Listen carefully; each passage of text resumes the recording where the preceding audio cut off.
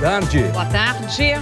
Documentos oficiais contestam o presidente Jair Bolsonaro. Um relatório da Aeronáutica atesta que Fernando Santa Cruz desapareceu quando estava sob custódia do Estado em 1974. E um ofício do Ministério da Defesa reconhece a ocorrência de desaparecimentos e mortes durante a ditadura militar. O presidente chamou os documentos de balela. O caso da invasão de celulares de autoridades. A Justiça Federal decide manter os 4 investigados presos. E o Ministério Público Federal vai investigar se houve falha na segurança de operadoras telefônicas. Massacre no Pará. Começa a transferência de presos depois do 3º maior massacre da história das cadeias brasileiras. E ainda, a polícia decide não indiciar o jogador Neymar por estupro. Outro contrato da Superintendência de Esportes do Rio é colocado sob suspeita. E o presidente Donald Trump anuncia a intenção de fazer um acordo de livre comércio com o Brasil. O Jornal Hoje está começando.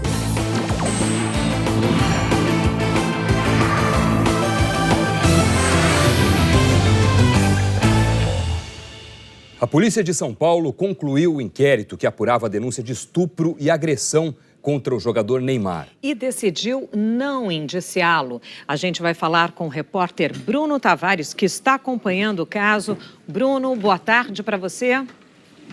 Oi, Sandra, boa tarde para você, para o Doni, boa tarde a todos. A delegada responsável pela investigação concedeu uma entrevista coletiva agora há pouco e disse que não indiciou o Neymar por falta de elementos. Ela não quis dar detalhes sobre o relatório final da investigação porque o caso corre em sigilo. Eu apurei que os depoimentos e o laudo, os vários laudos anexados a esse inquérito, não foram suficientes para convencer a delegada de que tenha havido crime na relação entre Nájila e Neymar. Quem também participou da entrevista coletiva foi a delegada responsável pela investigação que apura o suposto furto no apartamento de Nájila e também a denúncia de extorsão e denunciação caluniosa feita pelo Neymar e pelo pai dele. A delegada explicou que, como esse caso dependia da investigação de estupro, é sobre ele que a polícia vai se debruçar a partir de agora. Vamos ver os detalhes dessa entrevista coletiva agora na reportagem. A delegada Juliana Lopes Bussacos, da Delegacia de Defesa da Mulher, falou pela primeira vez sobre os 2 meses de investigação. O inquérito que apurou a denúncia de estupro contra Neymar foi concluído ontem e já está na Vara de Violência Doméstica de Santo Amaro, na zona sul de São Paulo. Hoje, a delegada explicou por que decidiu não indiciar Neymar por nenhum crime. Nós fizemos toda a investigação, checando todas as possibilidades. E ao final, eu deliberei por não indiciá-lo, porque eu não verifiquei indícios suficientes de autoria. A polícia abriu inquérito contra Neymar no dia 31 de maio. Foi quando Nájila Trindade Mendes de Souza procurou a polícia para contar que tinha viajado a Paris a convite do jogador. E que, segundo ela, os dois tiveram uma relação sexual sem o consentimento dela. Nájila acusou o Neymar de estupro e agressão. Apresentou fotos e um relatório de consulta médica. No depoimento, declarou que Neymar se tornou agressivo e, mediante violência, praticou relação sexual contra a vontade dela. Neymar postou um vídeo numa rede social e negou a acusação. Uma relação entre homem e mulher, dentro de 4 paredes, algo que acontece com todo casal. Nájila prestou mais 2 depoimentos e trocou 3 vezes de advogado. Afirmou que a prova principal que comprovaria a agressão foi roubada do apartamento dela. Um vídeo com cerca de 6 minutos que estaria num tablet. Só divulgou este vídeo de pouco mais de 1 minuto que mostra os dois conversando amistosamente. Depois ela começa a bater em Neymar. Mas eu vou te bater. Sabe por quê? Eu vou te bater? Em depoimento, Neymar negou ter feito sexo sem o consentimento de Nájila. Confirmou que deu tapas em Nájila, mas disse que fez isso a pedido dela.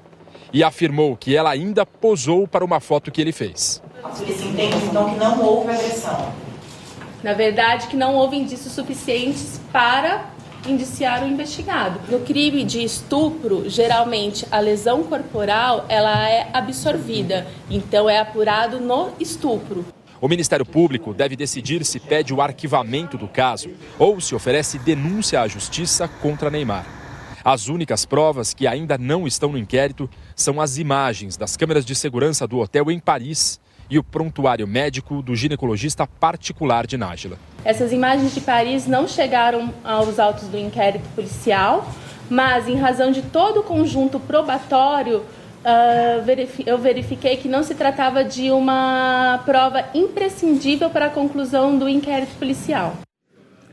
O advogado de Nájila, Cosme Araújo Santos, disse que é inaceitável a conclusão do inquérito policial sem as imagens das câmeras de segurança do hotel em Paris e que essas imagens poderiam revelar o que Nájila afirmou no depoimento dela.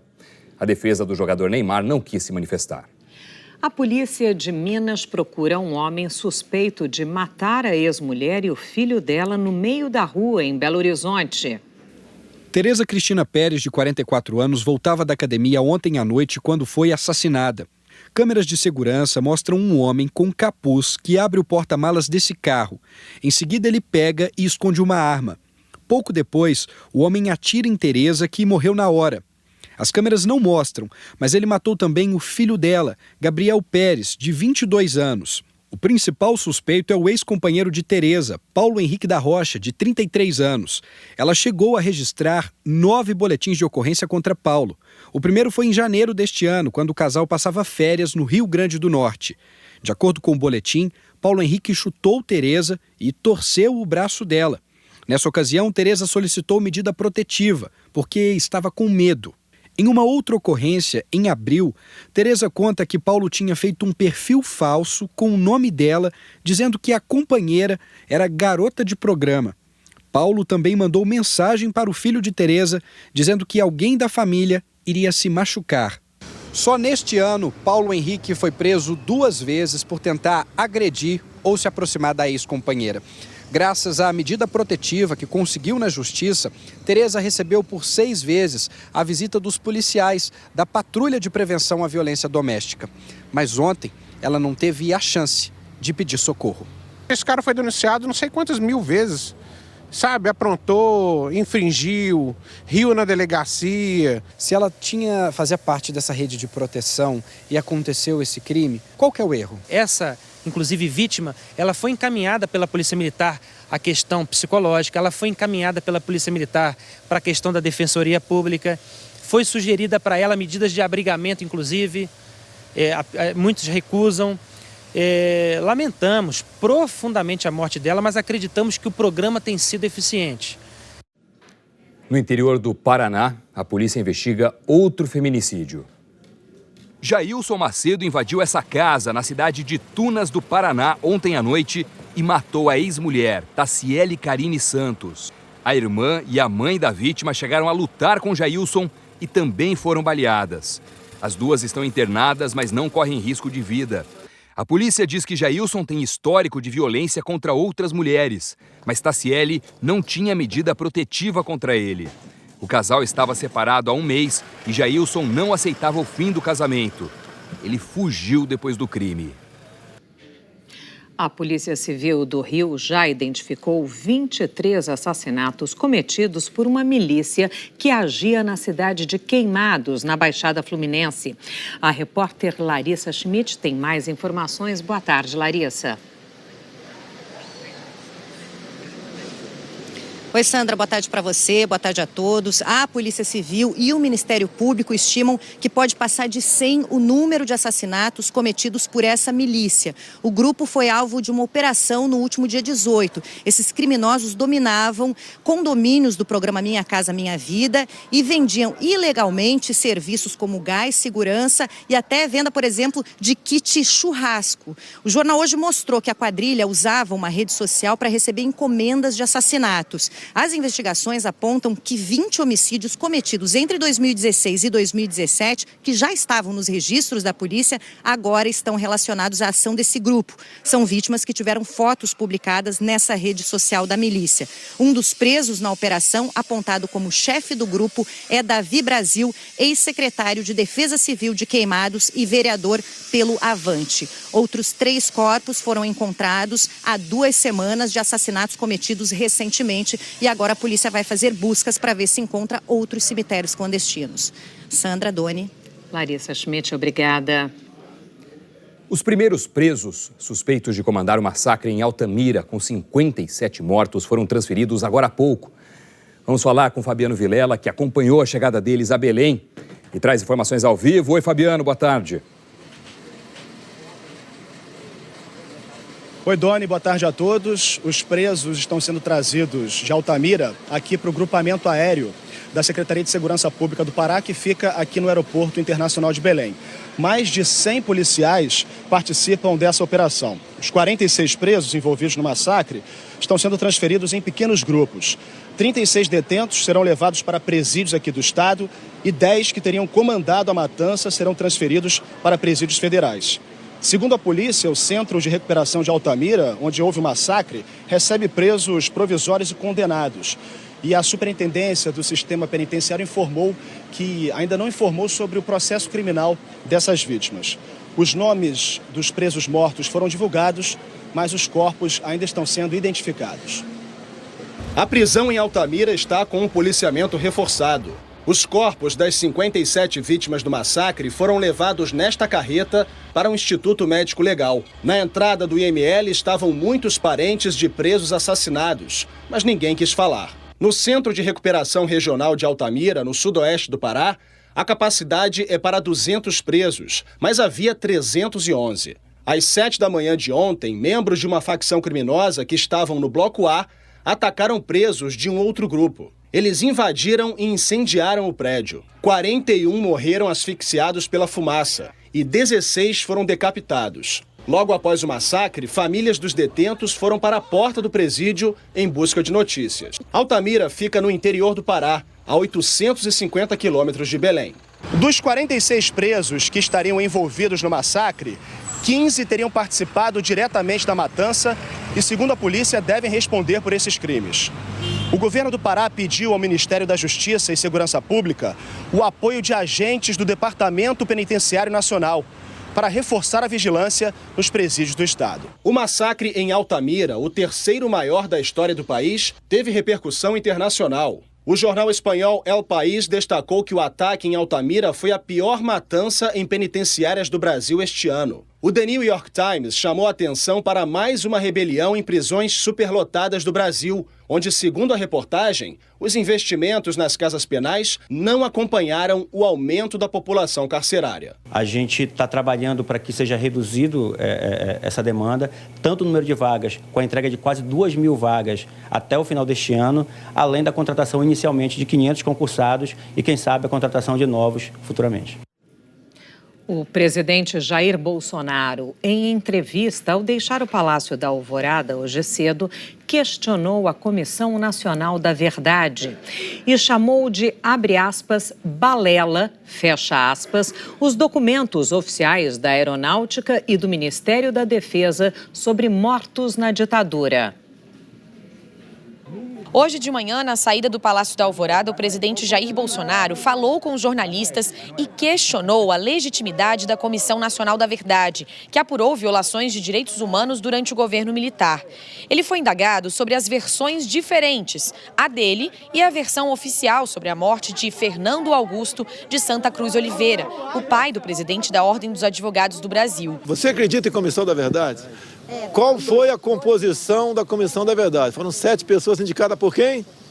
Pela Dilma. Os 7 integrantes da comissão indicados por Dilma. E o presidente chamou de balela documentos sobre mortes na ditadura. Nós queremos desvendar crimes. Tá? A questão de 64, não existe documentos de matou, não matou, isso aí é balela.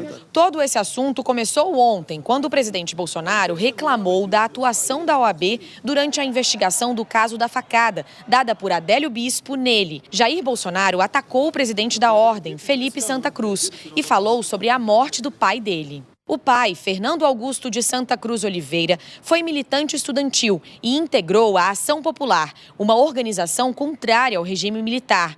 Ele desapareceu em 74 no Rio de Janeiro. Ontem à tarde, o presidente Bolsonaro falou num vídeo publicado numa rede social, enquanto cortava o cabelo, que a responsabilidade da morte não foi dos militares, e sim da organização Ação Popular do Rio. Na semana passada, a pedido da família, a Comissão Especial de Mortos e Desaparecidos Políticos expediu a certidão de óbito de Fernando Santa Cruz Oliveira.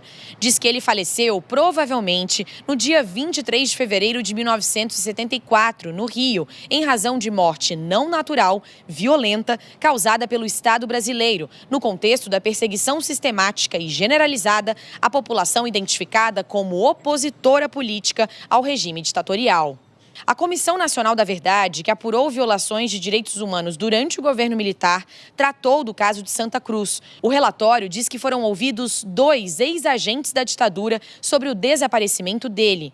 E um deles cita Fernando como uma das vítimas que foram incineradas numa usina em Campos dos Goitacazes, no Rio de Janeiro. E um documento anexado ao relatório mostra que Santa Cruz Oliveira estava sob custódia do Estado no dia provável da morte dele. Esse documento é secreto, do Ministério da Aeronáutica, e atesta que Santa Cruz foi preso pelo regime em 22 de fevereiro de 1974, no Rio de Janeiro. Em nota, a OAB disse ontem que se solidariza com todas as famílias daqueles que foram mortos, torturados ou desaparecidos ao longo de nossa história, especialmente durante o golpe militar de 1964, inclusive a família de Fernando Santa Cruz, pai de Felipe Santa Cruz, atingidos por manifestações, segundo a ordem, excessivas e de frivolidade extrema do senhor presidente da República. O presidente da OAB, Felipe Santa Cruz, disse que é de se estranhar tal comportamento em um homem que se diz cristão e que, lamentavelmente, temos um presidente que trata a perda de um pai como se fosse assunto corriqueiro e debocha do assassinato de um jovem aos 26 anos. Ontem, o presidente da OAB disse ainda que vai recorrer ao Supremo Tribunal Federal para que o presidente Bolsonaro esclareça as informações que diz ter sobre a morte do pai dele. Hoje, a presidente da Comissão Especial de Mortos e Desaparecidos Políticos, que é ligada ao Ministério da Mulher, Família e Direitos Humanos, disse que as afirmações do presidente Bolsonaro são graves. É muito grave, né, esse tipo de conduta. Agora, vindo de um presidente da República, é muito mais grave. Por quê? Nesse tema, são poucos os temas que o Brasil foi condenado expressamente a revelar arquivos, a falar sobre a real circunstância dos fatos que aconteceram. Nós mesmos, no ano passado, tem recomendação da Comissão Nacional da Verdade, condenações internas e internacionais. Então, ele não pode alegar desconhecimento de que ele tem o dever de tratar desse tema com uma postura oficial de presidente da República, comandante em chefe das Forças Armadas. É a única autoridade que tem o poder de revelar definitivamente a versão integral desses fatos. E elas existem. Em setembro de 2014, em ofício encaminhado à CNV, as Forças Armadas reconheceram a ocorrência de desaparecimentos e mortes durante a ditadura militar. O então ministro da Defesa, Celso Amorim, no documento, afirma que o ordenamento normativo reconheceu a responsabilidade do Estado pela morte e desaparecimento de pessoas durante o regime militar, bem como pelos atos de exceção praticados no período de 18 de setembro de 1946 a 5 de outubro de 1988. Nós não conseguimos contato com a ex-presidente Dilma Rousseff. O ex-ministro Gilson Dipp, que participou da Comissão Nacional da Verdade, disse que ela foi criada por lei federal, com ampla discussão, inclusive com a participação das Forças Armadas, e que a Comissão Brasileira, a última a ser instalada após as ditaduras militares na América Latina, não foi escolha pessoal da Presidência da República, mas fruto de um amplo consenso, sendo assim uma comissão de Estado, não de governo. Há pouco, o diretor para a América Latina da Human Rights, José Miguel Vivanco, classificou de irresponsáveis e cruéis as declarações do presidente Jair Bolsonaro e que, ao dizer o que disse, o presidente distorce a verdade e que a ditadura militar no Brasil causou sofrimento indescritível a milhares de brasileiros com desaparecimentos, mortes, torturas e prisões arbitrárias já reconhecidas pelo Estado. O laboratório da Universidade Federal do Rio de Janeiro foi furtado pela segunda vez no ano. As pesquisas feitas no local foram comprometidas. Mais de 30 anos de pesquisa. Um dos fundadores passou hoje pelo laboratório sem acreditar no tamanho da perda. é incalculável, que são as amostras biológicas, históricas, de soro, de sangue de pacientes, de estudos clínicos, estudos epidemiológicos. Não há como voltar no tempo, não há como recuperá-los, eles não têm preço. É a quarta vez que o Laboratório de Virologia Molecular da UFRJ é assaltado. A segunda, só neste ano. O laboratório é responsável por grandes pesquisas sobre doenças como a zika, a dengue e a chikungunya. Neste ano, os pesquisadores descobriram até um novo vírus, o maiaro, que também é transmitido pelo mosquito Aedes aegypti. Mas hoje, esse importante centro de pesquisa está assim, vazio. 2 freezers, onde as amostras ficavam guardadas, pararam de funcionar.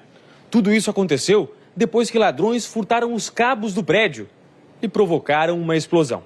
A ação dos bandidos foi gravada pelas câmeras de segurança. Nesta imagem, dá para ver um clarão. É o momento em que os ladrões cortam os cabos de energia. Em seguida, outra explosão. Dessa vez, o bandido estava bem perto e até parece se assustar.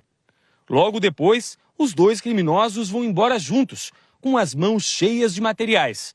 Até agora, ninguém foi preso. Só para recuperar os freezers e os compressores, o laboratório teria que desembolsar R$100 mil. Um dinheiro que os pesquisadores dizem que não tem. O recurso super curto para a pesquisa mesmo do laboratório vai ficar ameaçado, porque a gente tem que salvar as próprias amostras para fazer a pesquisa. Então, é muito difícil. Ainda no Rio, contratos do governo estadual para fornecer óculos, consultas e exames de vista para crianças e adultos pobres foram fraudados. 7 suspeitos foram presos. Os policiais civis, incluindo peritos, chegaram por volta das 6 da manhã à Fundação Leão 13, no centro do Rio. Eles vasculharam 4 andares do prédio em busca de computadores e documentos que possam comprovar as fraudes. A Fundação Leão 13 é subordinada à vice-governadoria do estado do Rio e oferece assistência a adultos e crianças que vivem nas ruas ou em situação de pobreza. Segundo a investigação, que também envolve o Ministério Público e a Controladoria Geral do Estado, entre os anos de 2015 e 2018, o valor dos contratos fraudados chega a R$66 milhões. A operação, batizada de Catarata, investigou 4 editais de licitação para a Fundação Leão 13. Segundo a polícia, esses editais liberaram a compra de 560 mil armações de óculos e autorizaram 560 mil consultas oftalmológicas, além de 560 mil testes de glicemia. Apenas uma empresa ganhou os 4 contratos. 4 empresas participaram dos leilões eletrônicos: a Tercebras, o Grupo Galeno, a Rio Mix e a Servilog.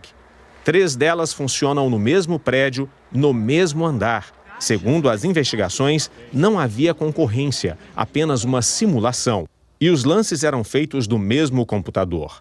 3 das empresas ofereciam sempre preços muito altos, o que teria dado à Servilog a vitória nos 4 contratos. A gente vai procurar apurar efetivamente se os serviços foram prestados ou se efetivamente foram prestados só uma parte dos serviços. Também pode até acontecer de se prestar os serviços, mas com os preços superfaturados. A Justiça autorizou 25 mandados de busca. 7 pessoas foram presas, entre elas Flávio Chadu, dono da Servilog, e a mulher dele, Marcele Braga Chadu. Eles gostavam de ostentar uma vida de luxo nas redes sociais, como essa viagem aos Estados Unidos em primeira classe. A polícia apreendeu 3 carros e uma lancha do casal e encontrou dinheiro, uma pistola e munição na sede da Servilog. Os suspeitos estão sendo indiciados por organização criminosa, falsidade ideológica, peculato e fraude à licitação. A Justiça bloqueou os bens dos envolvidos. Nosso objetivo é sempre focar no lado patrimonial, né, das associações criminosas, para que haja essa devolução para a sociedade do valor que for efetivamente apurado com relação ao desvio de recursos públicos. Em nota, a vice-governadora do Rio, responsável pela Fundação Leão 13, disse que os contratos auditados foram firmados entre 2015 e 2018 em diretorias anteriores e que, a partir da operação de hoje, suspendeu todas as atividades do projeto e aguarda orientações da Controladoria e da Procuradoria do Estado. Nós tentamos contato com Flávio e Marcele Chadu. e com as empresas Servilog, Tercebras, Rio Mix e Grupo Galeno, mas não tivemos retorno. A Suderge, órgão ligado à Secretaria de Esportes do Estado do Rio, fechou no mesmo dia 2 contratos sem licitação para prestação de serviços em centros esportivos. Ontem nós mostramos o contrato de limpeza feito com um vendedor de frutas. Hoje vamos mostrar outro contrato sem licitação, com um funcionário de uma gráfica para contratação de porteiros. A denúncia da Globo News. Você não é dono dessa empresa? Eu sou gráfico, não. O homem que trabalha nessa gráfica fechou negócios com o governo do estado do Rio. Alexandre Jorge Santos da Silva, de 46 anos, assinou um contrato de emergência, ou seja, sem licitação. O que o governo considerou situação de emergência é um cenário que se repete há 4 anos. A falta de porteiros em centros esportivos. O contrato de mais de R$500 milhão com a empresa Cristal Rio é para empregar porteiros durante 6 meses em 5 centros esportivos.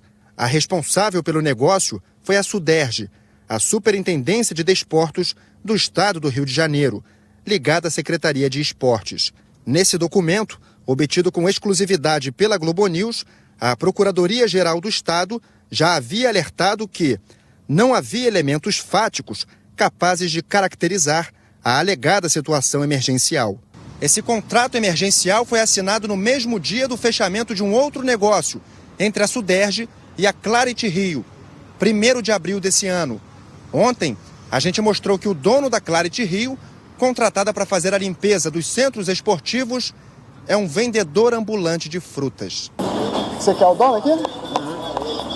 Aqui é 2, é? 5 reais a dúzia. Nós fomos até a gráfica onde trabalha o homem que aparece como dono da Cristal Rio, do contrato dos porteiros. Estou procurando um funcionário de vocês, Alexandre Jorge Santos da Silva. Ele trabalha à noite. Ligamos para o Alexandre. Você é o dono da Cristal Rio? Não, sou não. Na verdade, eu tenho um contrato aqui na minha mão. O contrato tem a sua identidade e a sua assinatura. Então, complicado. Você não assinou esse contrato de R$570 mil com o governo do estado? Quem era? 10 minutos depois, nosso telefone toca e o funcionário da gráfica muda a versão. Essa empresa é minha. Você é o dono da Cristal Rio? Isso. E você não sabe detalhes desse contrato? Sem dúvida. Eu sei um pouco, mas eu não tenho nada de ilegal, não. O governador Wilson Witzel mandou cancelar os 2 contratos. A Suderge informou que o contrato com a Cristal Rio foi revogado com publicação no Diário Oficial do Estado de hoje, sem nenhum pagamento feito, e que, por isso, de acordo com a superintendência, não vai haver prejuízo aos cofres públicos. A Polícia Federal abriu um inquérito para apurar a morte do líder indígena Emira Wayampi, de 68 anos, e a possível invasão da reserva indígena no Amapá por garimpeiros.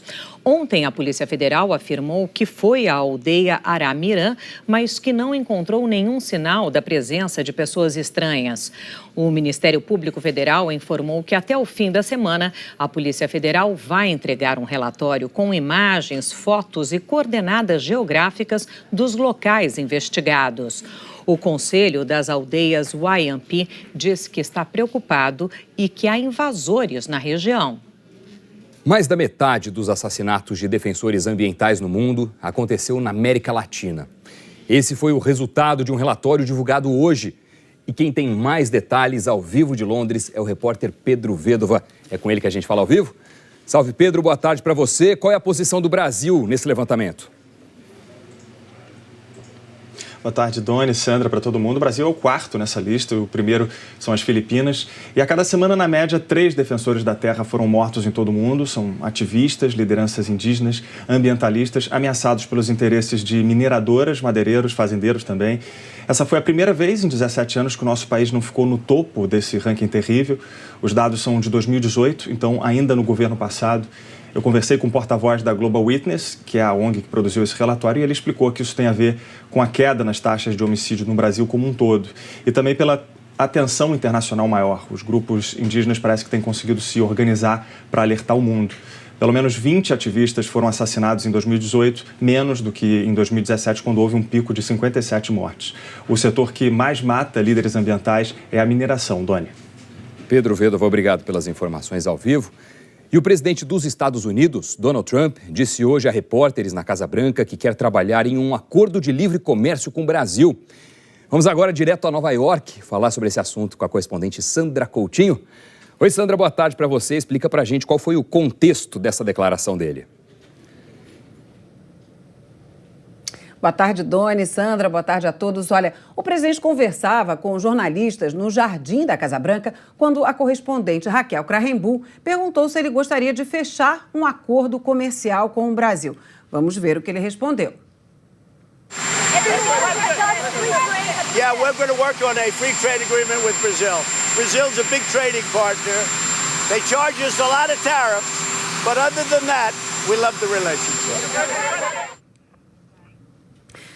Trump disse ainda que tem uma relação fantástica com o presidente Jair Bolsonaro. Lembrou que Bolsonaro é chamado de Trump do Brasil e disse que gosta da comparação, que ele considera um elogio. Afirmou que Bolsonaro está fazendo um ótimo trabalho e que ele e a família são maravilhosos. Os Estados Unidos são o segundo maior parceiro comercial do Brasil, atrás apenas da China. No ano passado, as trocas comerciais entre os dois países foram de 70 bilhões de dólares. O secretário de Comércio americano, Wilbur Ross, está em São Paulo, onde participa de um encontro com empresários e autoridades na Câmara de Comércio Americana, que completa 100 anos.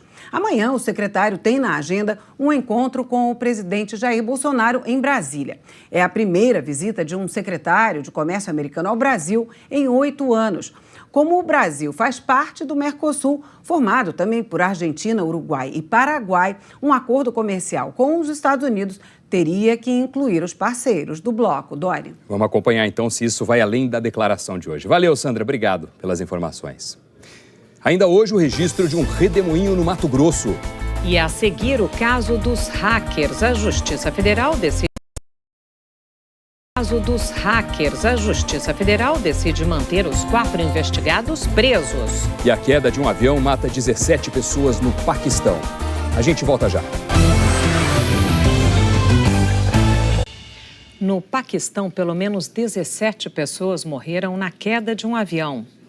O acidente foi em uma área residencial na cidade de Rawalpindi, no norte do país. De acordo com a imprensa local, o avião participava de um treinamento militar. As vítimas são 5 militares que estavam a bordo e 12 moradores das casas atingidas. O exército paquistanês não informou as causas do acidente, nem o modelo da aeronave que caiu.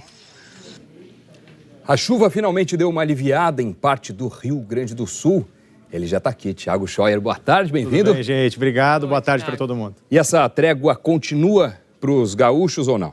Vai dar uma trégua hoje e amanhã, viu, Doni? Então, olha só, o tempo vai firmar, né? Hoje e amanhã no Centro-Sul gaúcho, depois de dias de muita chuva, a gente noticiou aqui, 119 pessoas ainda estão fora de casa. 5 rios do estado continuam em situação de alerta. Um deles, o Santa Maria, está 6 metros acima do normal e inundou algumas ruas de Rosário do Sul hoje cedo.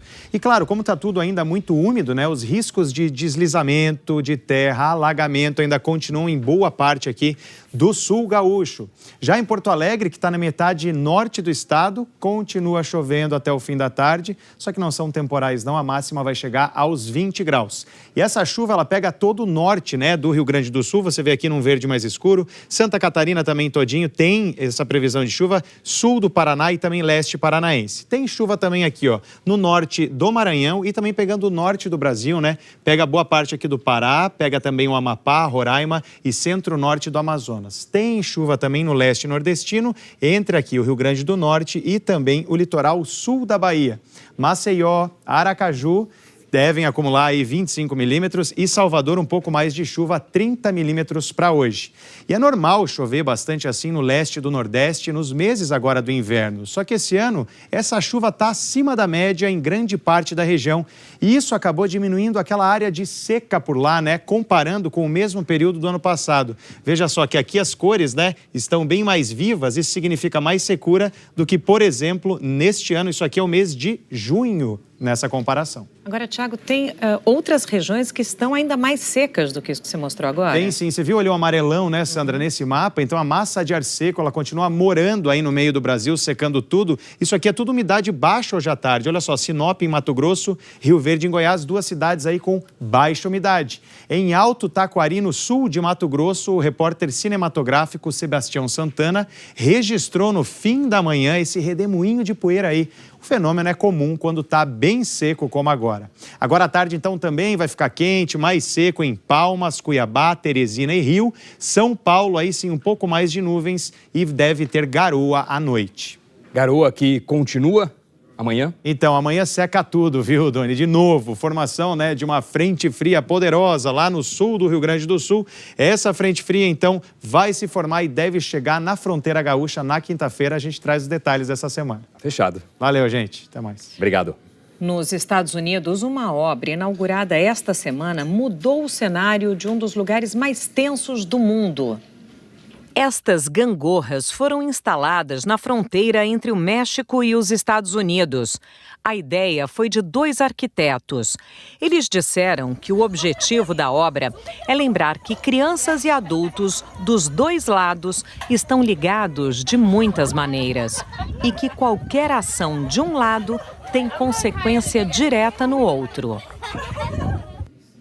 A seguir, a Justiça Federal decide manter presos os 4 investigados por hackear autoridades. E o Ministério Público vai investigar possíveis falhas de segurança nas operadoras de telefonia. A gente volta já. A Justiça Federal decidiu manter presos os 4 investigados de participar do hackeamento de telefones de diversas autoridades. A decisão é do juiz Valisney de Oliveira, que ouviu hoje os 4 presos numa audiência de custódia. A gente vai falar agora com Camila Bonfim, que acompanha. Camila, boa tarde. Oi, Sandra, boa tarde para você, para o Doni e para todos. Essa audiência de custódia serve para confirmar se os requisitos legais da prisão estão sendo cumpridos e para saber das defesas se há algum elemento novo que leve o juiz a entender que as prisões têm que ser derrubadas. Após ouvir os 4 suspeitos, o juiz Valisney de Oliveira, aqui da Justiça Federal em Brasília, decidiu manter todos presos. A gente vai saber agora os detalhes sobre a versão dos suspeitos aqui na Justiça Federal e também sobre a decisão do juiz, agora na reportagem da Flávia Alvarenga. Os presos começaram a sair da Superintendência da Polícia Federal por volta das 9h30 da manhã e foram levados até o prédio da Justiça Federal em 2 viaturas. Foi a primeira vez que os 4 se encontraram com o juiz Valisney de Souza Oliveira, da 10ª Vara da Justiça Federal, responsável pela Operação Spoofing e que decretou as prisões. Não foi permitido fazer imagens da audiência, que foi realizada para que o juiz ouvisse a versão dos investigados sobre o momento da prisão deles. O primeiro a falar foi Gustavo Henrique Elias Santos, o DJ Guto. Ele relatou ter sido alvo de agressão psicológica por parte dos agentes da Polícia Federal. Disse que foi algemado ainda no momento da prisão e que teve dificuldade para falar com o advogado dele. A mulher de Gustavo, Suelen Priscila, confirmou as informações e chorou durante a audiência. Os outros 2 presos, Danilo Cristiano e Walter Delgatti Neto, o Vermelho, disseram que foram bem tratados, mas também relataram que foram algemados na viagem para Brasília. Walter confessou ao juiz ter hackeado os celulares e repassado o material, coisa que já tinha feito em depoimento à Polícia Federal. Confessei isso. Eu fiz na minha residência, na delegacia. No fim da audiência, o Ministério Público pediu uma cópia dos relatos para encaminhar à Polícia Federal para uma possível investigação sobre se houve abuso de autoridade no uso das algemas. O juiz acatou o pedido. Os advogados pediram a liberdade dos presos, mas o juiz Valisney de Souza Oliveira negou. Ele só permitiu que Suelen Priscila fique na Superintendência da Polícia Federal. Ela saiu daqui direto para lá. Até hoje, Suelen estava em um presídio feminino do DF. As prisões temporárias dos 4 investigados vencem na quinta-feira, mas a Polícia Federal pode pedir que elas sejam convertidas para prisões preventivas. A gente tentou falar com esses 4 suspeitos na saída da audiência, mas eles entraram no elevador sem dar entrevista, porque estavam cercados de seguranças aqui da Justiça Federal. No caso deles, as prisões vencem nessa quinta-feira e as investigações da Polícia Federal seguem. Agora, em outra frente, o Ministério Público Federal abriu uma investigação sobre possíveis erros das operadoras. É um inquérito civil público instaurado neste mês para então verificar vulnerabilidades relacionadas à Caixa Postal.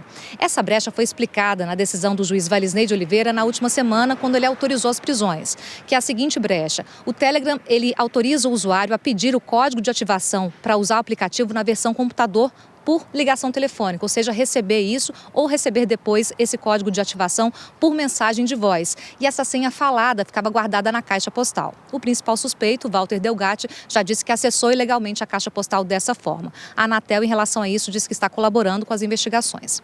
Doni, Sandra. Camila Bonfim, muito obrigada pelas suas informações.